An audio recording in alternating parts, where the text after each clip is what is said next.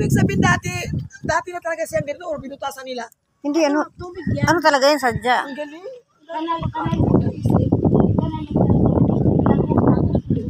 Yan guys, oh. Good afternoon. Dito kami nag-ikot-ikot lang. Ah, ito pala talaga yung daanan. No?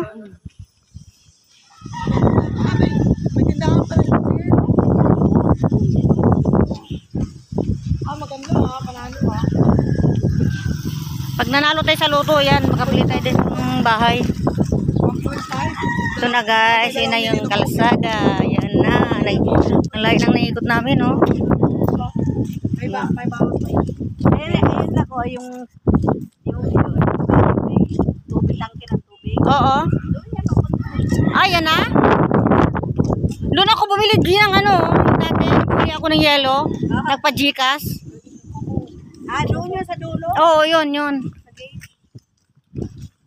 Gabi na iko talaga natin panalo. Pagsibol. South Avenue. Quezon City.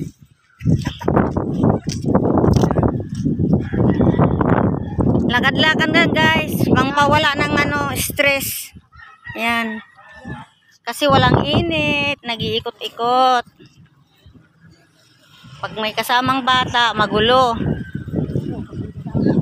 Kaya nagsulo-sulo muna ako guys, ayan oh. Pagpaunat sa mga tuhod, yan guys. Kaya alam mo naman guys, tumatanda na tayo. Kailan natin galaw-galaw. Hindi lagi nakaupo.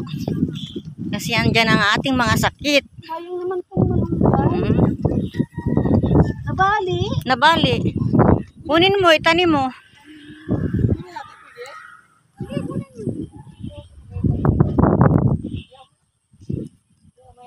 Uwi na kami guys kasi ang lakas ng hangin at saka yun.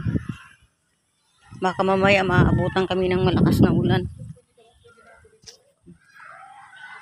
Yan guys. Sa mga gustong kumuha ng bahay dyan, ito lang. 10,000 lang cash out dito.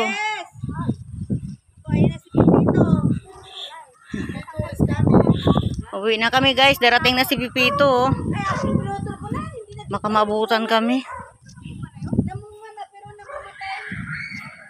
Lakas ng hangin. Yan, ikot-ikot yan. Yan.